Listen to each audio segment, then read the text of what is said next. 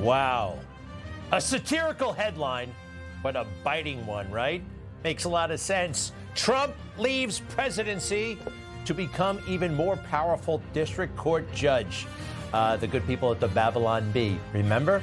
The judges shutting President Trump's executive orders down all over the place. That Judge Boasberg is his name, right? Talk about a fellow who has delusions of godhood. You're a judge, all right? We give you a gavel, and you can write opinions. You can't be ordering around airplanes in flight. And that's what this guy tried to do. When we were deporting illegal migrant criminals back to El Salvador, Guatemala, somewhere down there, he said, send that plane right back. You don't have that kind of authority, not in any universe, not in any bizarre reading of the Constitution. Can you, Judge Boasberg, do that, especially when the plane had already taken off and was in international waters? All right, so he tried it anyway. And the Supreme Court just shut all of that stuff down, and down hard. Now, 6-3, the conservative justices all came together and said, no more of these temporary restraining orders on the president. It was related to the birthright thing. If a baby is born here to foreign parents, is the baby a citizen? That has not yet been figured out. But as a sidebar to that issue, no more shutting down the president of the United States by some random judge in Cleveland. You can't do that anymore. And Amy Coney Barrett, who, let's face it, has disappointed us a lot of times and been a little bit odd, came through and wrote a beautiful dissenting opinion. The majority opinion.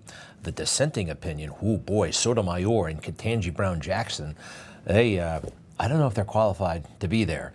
This is what Ketanji Brown Jackson wrote. Executive power will become completely uncontrollable, uncontainable, and our beloved constitutional republic will be no more. Now, some people think she was possibly on drugs while she was writing this stuff down. What they did in terms of like judicial protocol and niceties, they totally slapped her big time. I mean, Amy Coney Barrett addressed her crazy reasoning. Justice Jackson's argument is at odds with more than 2 centuries worth of precedent, and not to mention the Constitution itself. We observe only this. Justice Jackson decries an imperial executive while embracing an imperial judiciary. Now, again, that doesn't seem like that. Look, I'm on Twitter all day long. This seems pretty mild, but if you're a judge, this is a brutal embarrassment for the minority here, Sotomayor and Justice Jackson, and also this Boasberg character, all right? You, as a judge, cannot order around the Department of Defense or airplanes in flight. This was the plan, though.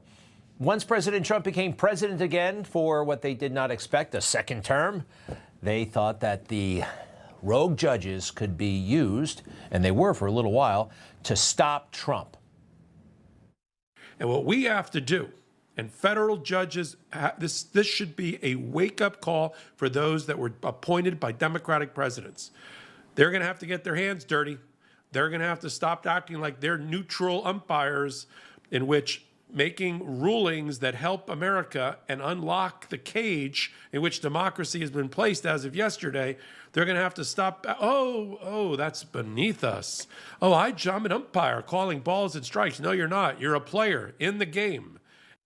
It's that's all illegal. Okay, they were encouraging illegal behavior by these judges. But anything is justified to stop Trump, right? Trump derangement syndrome. POTUS, by the way, took this victory and savored it this morning. An amazing decision, one that we're very happy about. This morning, the Supreme Court has delivered a monumental victory for the Constitution, the separation of powers, and the rule of law. In striking down the excessive use of nationwide injunctions to interfere with the normal functioning of the executive branch, the Supreme Court has stopped the presidency itself. That's what they've done. And really, it's been an amazing period of time, this last hour. There are people elated all over the country. I've seen such happiness and spirit. Sometimes you don't see that, but this case is very important. We know he's a great defender of America, but also of the presidency. You know, he understands it. He's been it twice, right? And it's interesting to hear him talk about this stuff in such substantive ways. He knows it like few others in history do, and it's great. And remember, we wouldn't have had this rule, a lot of things we wouldn't have, if he did not come down that escalator, June 16th, 2015. In a 4-year period of time, 3 justice vacancies that he was able to fill with, you know, very good justices, except when they break our hearts, which does happen inevitably. But where would we have been had Hillary Clinton been able to make these calls, right? That would have been not pretty, not good. Hey, something else I want to point out at the White House today when President Trump was taking all these questions. It's so loud in there, it sounds like a pet shop, right? And the president almost has this magic silence system. His finger. Check this out. Thank you so much, President Trump. President Can we ask about the big beautiful? Yeah, go ahead, please. Yeah, Mr. President, you have a deadline. Please. Yes. Yeah, please. Thank you. Question. It's intense, very intense, but kind of amusing, and he just rolls with it. He can handle it and cut right through it all. Next, please. They finally saw what we knew all along 1 year ago today. What is it, June 27th? Yeah, June 27th, 2024. What are we talking about? The debate in Atlanta, Georgia. It was weirdly early. They don't have debates in June, but the Biden team really, really wanted it. Conspiracy theories out there that perhaps Joe Biden's people knew he would fail, and that's why they wanted this debate, so they would have time to get him out, have a reason to get him out, and put Kamala in there. Who knows? But it was a total game changer. For most people, I mean, we knew that Joe couldn't handle it. We reported it every single day. We saw all of the glitches in his brain, him falling down. How could you not report that stuff, right? How could you not report it? But they ignored it. All right, so let's go to the debate. Now, number one, President Trump came out there like a gladiator, right? Ready for anything. We have President Trump ready, right? Hit it. And please welcome the 45th President of the United States, Donald Trump.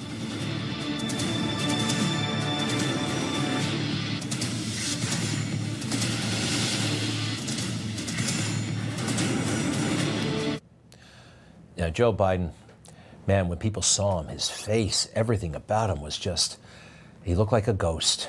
People were shocked. They really were. And then when he opened his mouth, it got worse.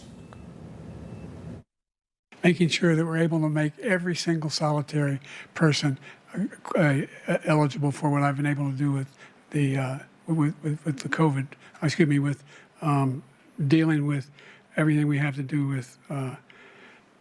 Look, if we finally beat Medicare. Thank you, President Biden. President Trump? Well, he's right. He did beat Medicare. He beat it to death. Fatal blow. But it didn't end there. It just kept getting better and better for us, that the whole world could see what we knew, finally, and they couldn't ignore it anymore. Take a look at this. And I'm going to continue to move until we get the total ban on the total initiative relative to what we're going to do with more Border Patrol and more asylum officers. President Trump? I really don't know what he said at the end of that sentence. I don't think he knows what he said either. Look. Ooh, it was just complete and total victory. And such an insult to the troops. This was not highlighted. This should have been highlighted more. A glaring mistake right in front of the American people, and very few noticed and bothered to write about it. Hit it. The truth is, I'm the only president this century that doesn't have any, this decade, that doesn't have any troops dying anywhere in the world like he did. Well, of course, he had 13 in Afghanistan. We lost in Afghanistan. He lost in Afghanistan. And the coffins came home, And he didn't acknowledge it, he lied about it. You'll remember he looked at his watch. Maybe that's one of the reasons why he didn't remember, because he could not wait to get out of there. What are some other notable moments where Joe just revealed his true self, his true, desperate, lying self? I went to the World War II cemetery, World War I cemetery he refused to go to. He was standing with his 4-star general, and he told me, he said, I don't want to go in there because they're a bunch of losers and suckers. My son was not a loser, was not a sucker. You're the sucker. You're the loser. President Trump? First of all, that was a made-up quote, suckers and losers. They made it up. It was in a third-rate magazine that's failing, like many of these magazines. It's kind of cool how President Trump did not get angry. Just kind of like, that is not true, and it wasn't true. And how could he? The rage that Joe saw, so unpresidential, as was this. More dishonesty, and when you lie like Joe does, it's going to blow up in your face sooner or later. Right here, it was immediate.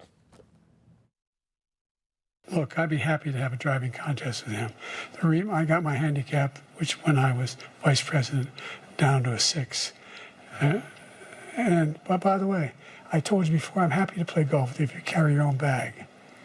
Think you can do it? That's the biggest lie, that he's a 6 handicap of all. I was an 8 handicap. Yeah. 8. Never. But I have, you know how many? I've seen you swing. I know you swing. Okay, let's not act like children. President Trump, we're going to turn. Let's not act like children. Wow, I've seen you swing. I know you're swinging. He revised himself right there. A 6 handicap, 8 handicap. So I knew it immediately. Very early on, Greg Kelly tweets, Trump has already won a complete and total victory. I tweeted that at 9:23 p.m., 23 minutes into the debate. And I reiterated it before the debate was over. Total and complete defeat. He will be replaced soon. And he sure was. But the Biden family, what did they do? They lied about it. I mean, that's what they do. That's their and Jill, I mean, right to his face and everybody else's. Joe, you did such a great job. You answered every question. You knew all the... And let me ask the crowd, what did Trump do? Lie! Yes. Ooh, everybody got a good look at Jill Biden at that moment. That was not good for her. It revealed her true colors right there. One or two other fascinating things from the debate, maybe not, but I found it wild. When Joe started to lose it, I mean really lose it, you'll notice President Trump looked at him, right? He starts noticing. It's very interesting the way President Trump moves his face. Take a look at it again. He kind of moves it in a very unique way. The chin comes first. There's nothing wrong with it. It's just his movements can be very interesting and complex and actually hard to mimic. It's most people would go like this, but he went with the chin out to the left first. It's fascinating. You know, some people try to do Trump impressions and they move their hands like this.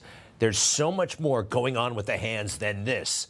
I think it's interesting to watch. That's all I'll say. Ooh, we can't also go. We got to ignore. We got to go through these moments where Joe was just. It was all on his face. I call this one. This is fear, right? This is fear. He knows he's outmatched, and this is fear/terror in Joe's face. What else do we have? Well, more fear.